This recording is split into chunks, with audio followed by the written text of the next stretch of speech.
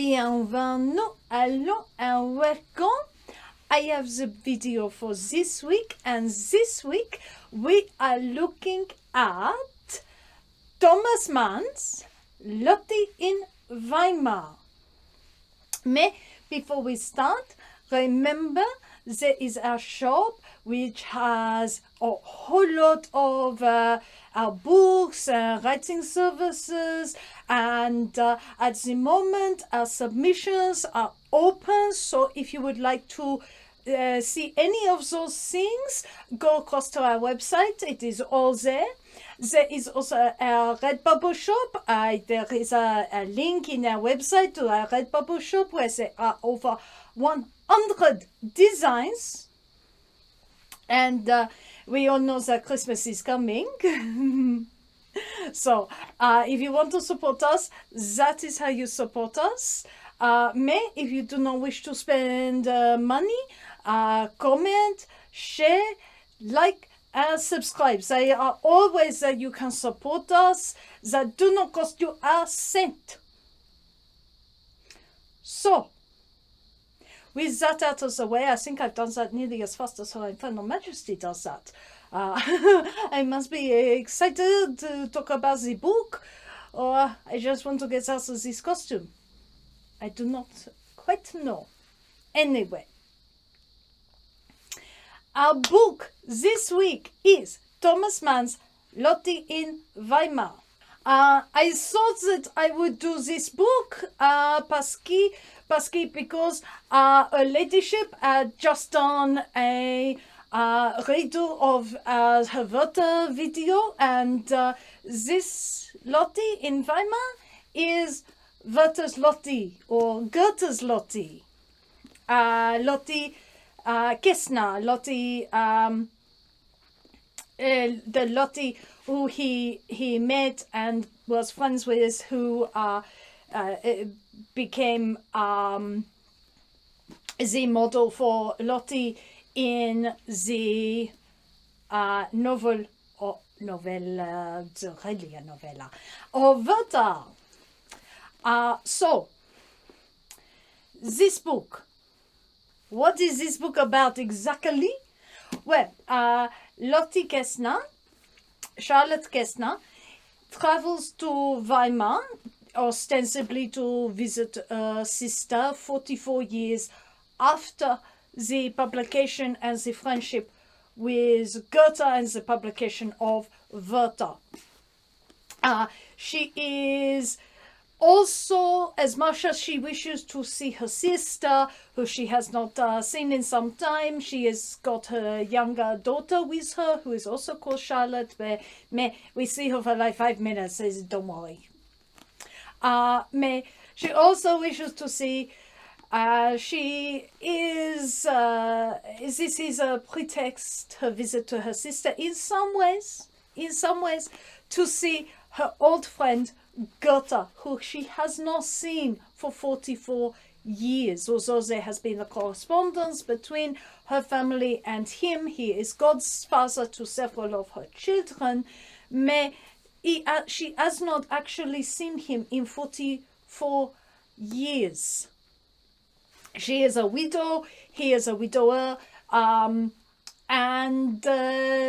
she has some desire to see him. This is interesting, I know. When she arrives in the hotel, it becomes known throughout Weimar that Wörter's Lotte is at the hotel, and a huge crowd of people come and besiege the hotel. Lotte herself is visited by several people. There is the secretary of Goethe, who is a man who has given up essentially his ability to take up a position at a university. He has literally passed that up and is working much less standards than he really should, because it allows him to work with Goethe. There is a young lady from a literary salon who comes on and talks about her friend, and her friend, who is supposed to be marrying Goethe's son, she would like, she comes wanting Lotte to intercede because Pasky, her friend, because of various elements around Goethe's son, her friend would prefer to marry someone else. And finally, she actually meets the son of Goethe who come and talk to her. So a lot of this book is this très long conversations. Oh, they're so long. The first conversation is like 100 pages. 100-page conversation. As after that, we actually finally meet Goethe himself. So we have seen Goethe through the reflection of various people, we then leave Lotte and we see Goethe in the same time. So from the same time that Lotte arrive, Goethe get up. And we see him move through his day to the point that he sent his son to invite Lotte to dinner or to lunch or in a few days with various other friends. And then we get the dinner, and then we get a trip to the theater and a carriage ride, which is I'll talk about that in a moment. So it is a book where not a lot happens. Like legitimately not a lot happens. There are 3 huge conversations. Absolutely massive. They take up the bulk of the book, these 3 conversations. It is a book that was written between 1936 and 1939. It was released just before the war. Thomas Mann was by this time living in his Swiss exile. The Nazi regime had revoked his German citizenship, so which he never conceded. He never applied for it back because he felt that it was removed from him illegally. That they had no right to take it. Therefore, he never really lost it. Mais fair enough. They did not have a right to take a sovereign citizenship because Pasky did not like them and they did not like him. So he is writing this book in Switzerland, in exile from Germany. So that is an interesting sort of background to this. It is also absolutely, so I have quite meticulously researched. I have to take word for the Pasky. Why? Pourquoi? Because I do not have a biographical understanding of Goethe. I do not know this, so I am taking it as read that this was meticulously researched. Apparently, Charlotte Kessner did go to Weimar. She did meet with Goethe. She did have a très uncomfortable dinner with Goethe and his family and her family. So that is both of them record this meeting 44 years after Werther. And so it is this meticulously researched. It goes very much into the life of Goethe.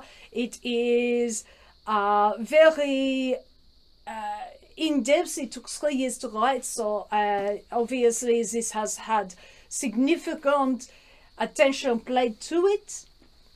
Mais as a book, those long conversations are so tedious to read. it has been suggested that this would be good play, but those long conversations would also be tedious as a play. Because it is just two people sitting and talking, unless you go and illustrate the events that are being discussed. This is not going to be a terribly energetic production of anything. I mean, who wants to sit there for 2 hours watching two people ta-ta-ta-ta? Nobody. I mean, nobody. There isn't even a lucky to come in and recite. It actually would be. I cannot imagine this. That there is any medium that would make this more digestible to a reader. I found this an incredibly slow book to read. I found it incredibly difficult to keep picking up to finish. It was not, as readers, the most satisfying book. Apparently, that is not just a criticism that I can level against the book.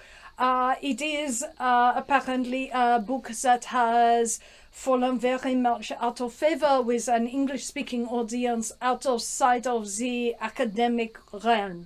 It has not aged very well. So, what on earth is a book which contains nearly 300 pages? Nearly, I would say, the bulk of the book is these long conversations. What is the purpose of this? I did certainly find myself, as I was reading it, thinking, I am not entirely certain of the purpose that Thomas Mann is coming to. By the time that I finished it, I did have a concept in mind, which is what I'm obviously going to talk about. But it is a very dense book. It is a very dense book, one that requires of the reader quite a lot of attention and quite a degree of empathy, because Thomas Mann is not going to openly say anything. He implies things, and he does not openly say, here is what this book is about. There is no easy way to read this. I did, which I will do, but I do not often have to do, is I did have to look at third-party people to see if what I was reading was what other people were reading. So I hold up my Thomas Mann Cambridge Companion and read the chapter on Lotte and Weimar, which is how I discovered that this thing is not selling so well in English anymore, which does not surprise me. It is très stylistically and content-wise foreign to English-speaking audience. I am not at all surprised. So, what is this talking about? I think that is really interesting. As I was reading the first chapters, which are very readable. It is Lotte arriving in Weimar, Lotte being noticed and having people treat her as celebrity because she is. They are in a parasocial relationship with her. They all know Werther, and they all feel that they know the young woman who she was, who Goethe modeled Lotte after. And so you get this very interesting portrait of what it is like to be on the receiving end of a parasocial relationship, to have total strangers come up to you and want something from you, want some sort of meaning, some sort of validation from you. And the people from Goethe's circle also wish this of Lotte. They come to Lotte as if Lotte has some sort of insights that they don't have, or is to pay homage to this almost the goddess of Wörter. So that is very interesting, but you only really need to read the first few chapters because the chapters, what they do is 1 and 2 are readable, 3 is a long conversation, 4 is an intermediary one, you could read that, 5 long conversation, 6 intermediate, 6 is long conversation, but it is less intense than the first 2. 7 is Goethe and his day and his concern and his bewilderment over what on earth Lotte could possibly want to see with him 44 years later. 8 is the luncheon party and 9 is the theatre. Now, this is a very strangely read book. So the first 2 chapters are very much this parasocial relationship. And they are quite interesting. It's very interesting how Thomas Mann is able to capture the bewilderment of being on the recipient of a parasocial relationship. Thomas Mann obviously is famous by this point and no doubt has been here. As the creator of a work that is kind of part of the deal, part of the job. For Charlotte, it is utterly bewildering that these total strangers see her as something that they can have a piece of. So I think that is incredibly well done. I think that is an incredibly well done thing. But that is not all that Thomas Mann is trying to do with this book.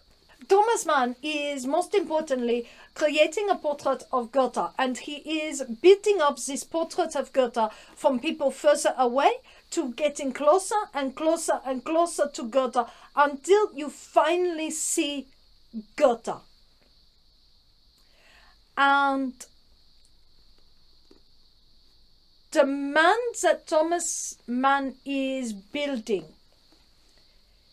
is intentionally a monster, a tyrant. Why? I found myself asking. Why? Why is Thomas Mann writing this book at this point in history? Why is he writing this at this point in history when madmen and tyrants are taking over Germany? They have not expanded out into the rest of Europe, but they will, and he knows he will. But how? Why is he telling this book while there are madmen in Germany and people are following? Why is he telling this book? And I think to myself, that is the point. He is examining with a character who is neutral. He's a Goethe, he's a national poet, he is Germany's Shakespeare.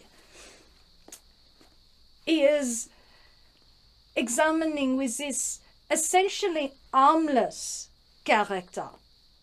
But for Goethe, the harm that Goethe can do is minimal.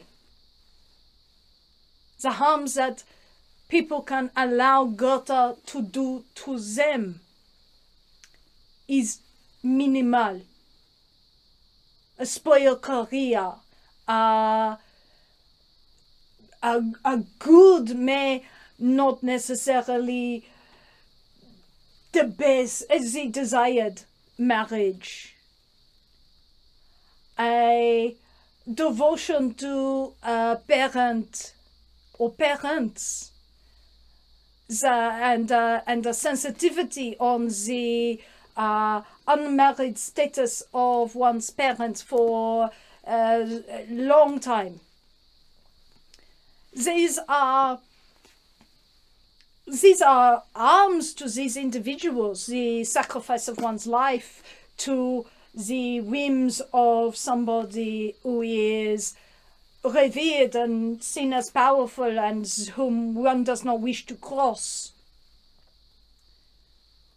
Mais what happens when you are doing that on a national scale becomes an interesting question that this book is actually asking. What is it he is asking?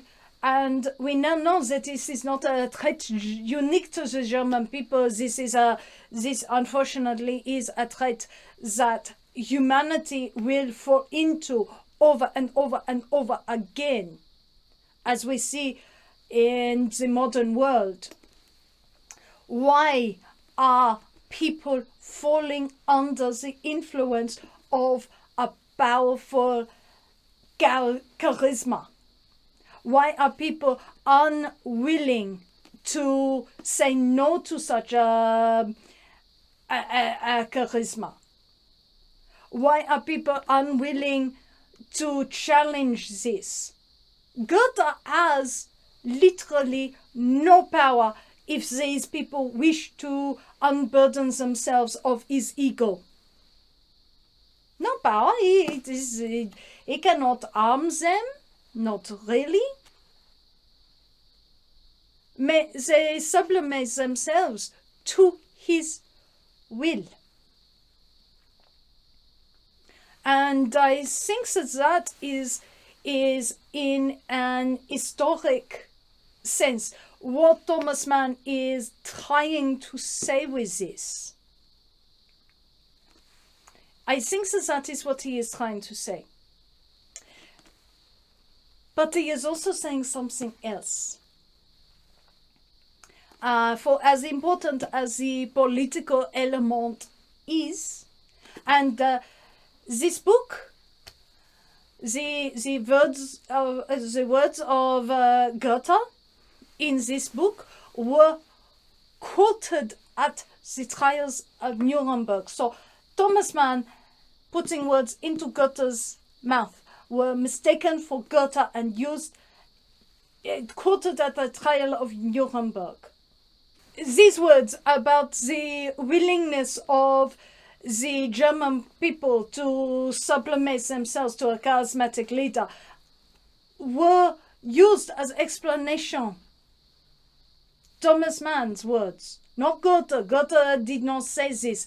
Thomas Mann did. Thomas Mann is the one who is talking about fascism and about the danger of blindly following a leader and sublimating one's own life and one's own desires to that position.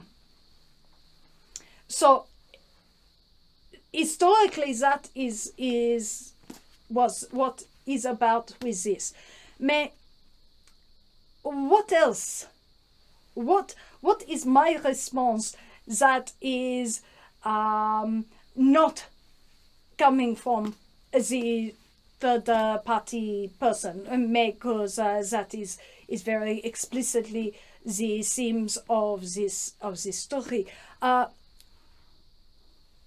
Aside from the fact that I would say this thing needs to be about a third of the size, the same message in some ways could be given in something a little longer than Death in Venice. We know that Thomas Mann can be concise when he needs to. Mais at the same time, I think that the length in some ways is deliberate. There is a deliberate forcing of the reader to sublimate themselves to this text. So not only are the characters sublimating themselves to Werther, not only is he critiquing the nation sublimating themselves to a tyrannical leader, he is forcing you, the reader, to be patient, to engage, and are you? How compliant are you as a reader? He is asking, I think. And I think that is in some ways there is in some ways a test in that. I have to say I am not the world's most compliant reader. I did start to just skim through some of the stuff there. It was like, I think I need more depth of information, so we're just going to keep going. Okay, this pickup narrative. I had to. I honestly had to. It was the only way I was going to read this Pasky, because I refuse to bow under this reign. And I think that is deliberate. I think that is not just me being contrary and having a problem with dense books. I can't read dense books. I can't read dense books, or my timing being a little out. No, I think it is actually deliberately, I hate to say the word, I think it is deliberately boring. I think that it is deliberately tormenting the reader to see how much before you start to cheat. How much are you, as a reader, going to bow down until you start skipping pages? How long are you going to keep going before you start cheating and asserting yourself? I think that is a particularly interesting element of this book. Is that, or I really failed at reading this book. Mais I made the attempt, which is different from just ignoring. And I think the other thing that he is wanting to do, Thomas Mann is on the record wanting to demolish Goethe in this book. He wants to make him the monster. And I can relate to the Goethe. I can relate to Goethe as he is described as the monster.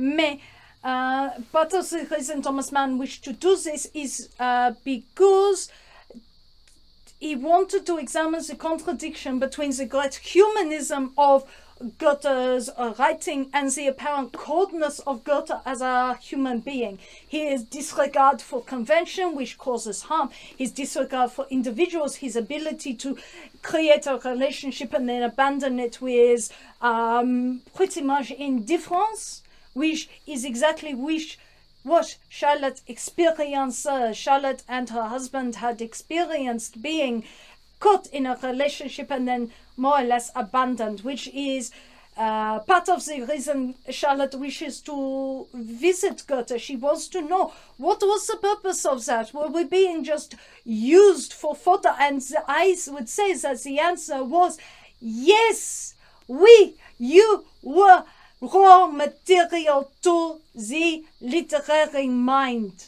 And that is what makes him so monstrous. It is the monstrousness of the writer.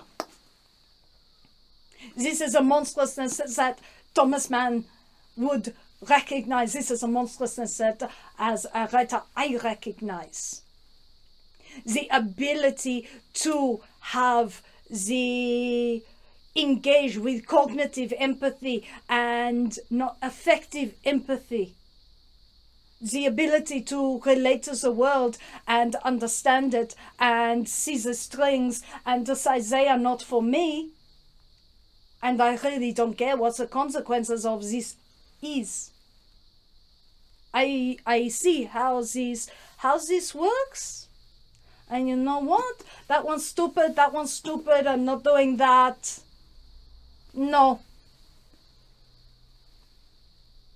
That is liable to create either personal suffering or it creates a difficulty for people around you. More often than not, it is not the creative individual who is rejecting things that suffers. It is the people around them who have an expectation of regular and organized and predictable, because they cannot see what it is that the brilliant mind does see, and so they are bewildered. It is also an understanding of how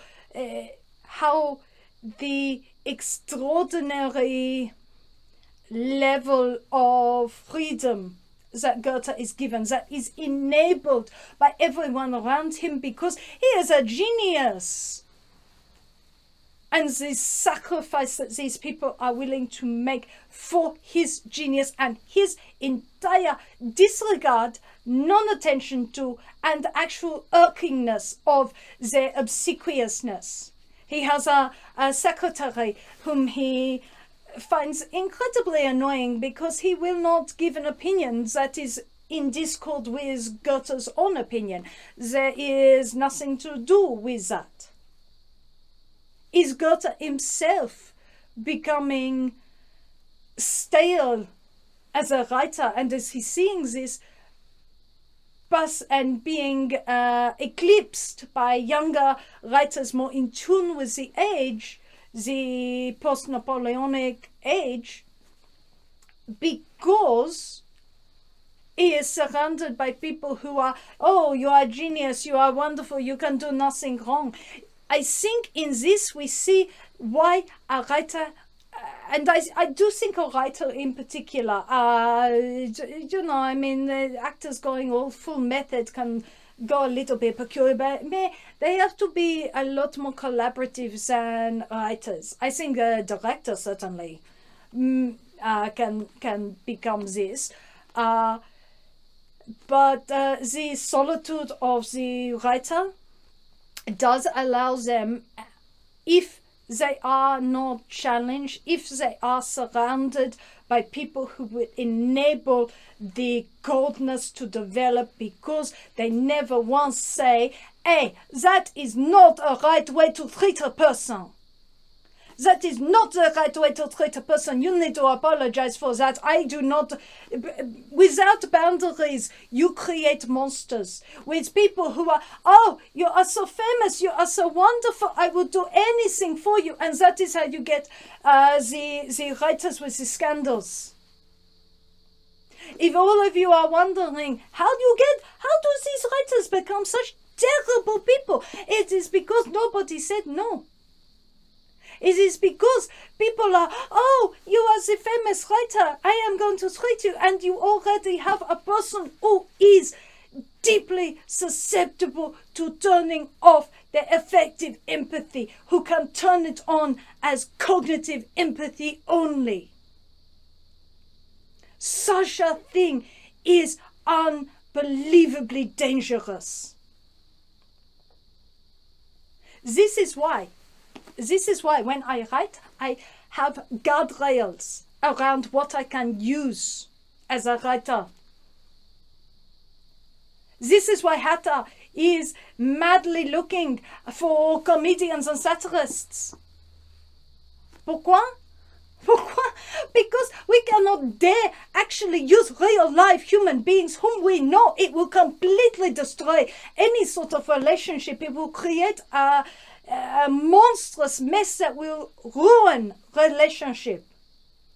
These are the guardrails that are put around by a self-aware person, hopefully, to prevent the monstrous using of individuals. Lotte wants to know why Goethe had such an intense relationship with her, knowing she was in already engaged.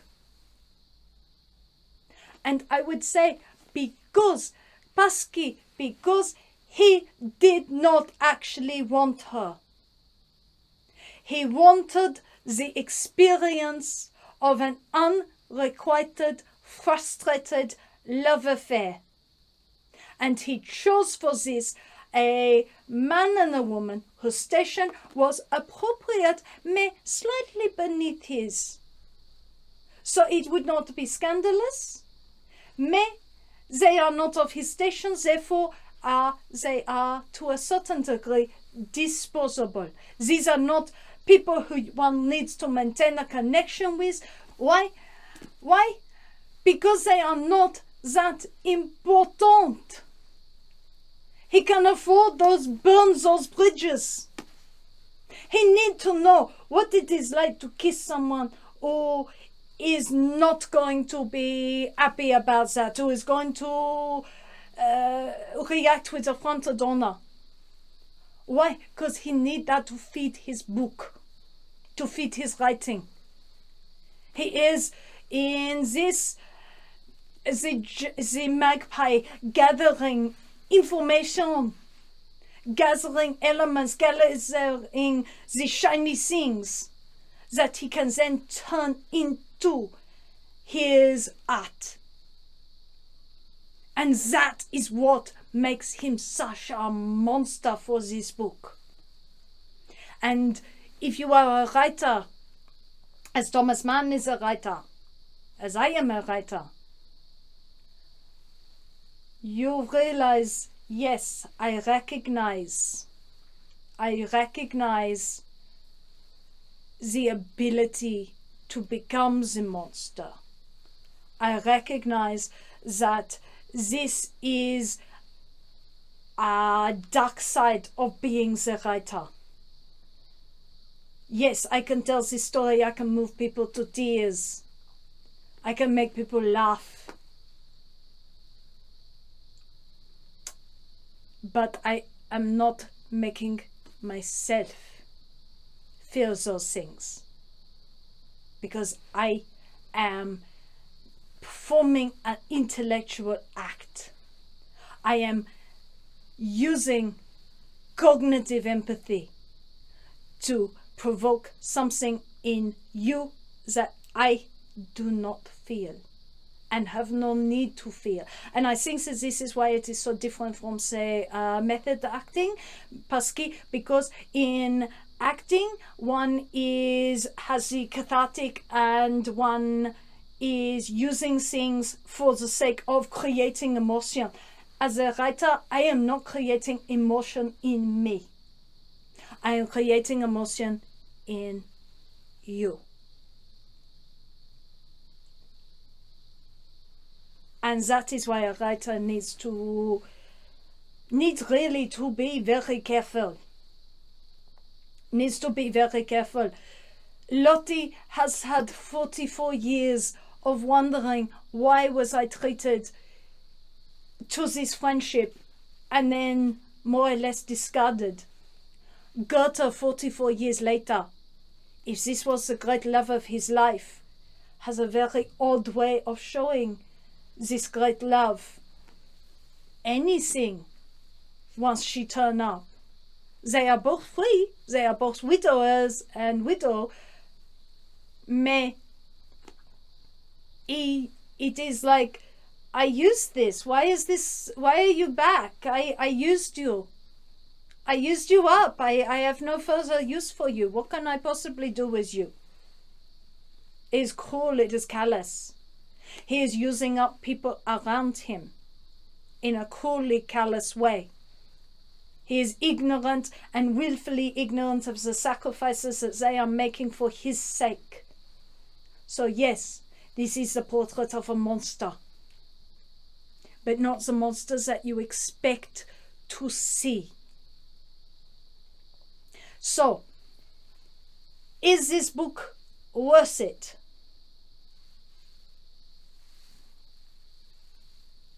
It has some incredibly fascinating elements, but it is an ordeal to read. So you have been warned. Honestly, this thing was as hard to read as the female Quixote. That was the only other books that I have encountered where I'm like, oh my goodness, this is so, as a pure reading experience, it's just torture. So I would definitely say, if you are reading this, do it with a purpose. This is not a pleasure read. I mean, it's not that it is even that thick. I read The Last Temptation of Christ in a single day, and it is about this thick. The whole of The Last Temptation of Christ, I just kept going, worked through that thing. Was slightly book hungover by the end of it, but I still read it. This took me ages and ages and ages. So as a pure reading experience, no. Do I regret reading it? No. Am I hoping that Dr. Faustus is a bit more reader-friendly? We are definitely hoping that Dr. Faustus is a bit more reader-friendly. We will get to that later. That is not going to be... I'm leaving a big gap between this and the next Thomas Mann that I read. Trust me. We may stay in Germany, we may not. I am not sure exactly. Possibly we might have a look at Christopher Isherwood and his Berlin stories. We may do that. I know promises. I know I said Chekhov. I know that I did say Chekhov. I started reading it and got depressed, so I stopped. So no, we're not doing Chekhov. Not his stories anyway. Infernal Majesty will do someplace. I got depressed, so I'm not doing Chekhov. Sorry. Little bit too. So anyway, we may do Christopher Isherwood. I'm not 100% certain, but definitely no Chekhov. So anyway, I hope that you enjoy this, and au revoir. If you would like to support this channel, come across to the Black Cockie Press website, www.blackcockiepress.com.au, where you will find books and other writing services to help with your writing.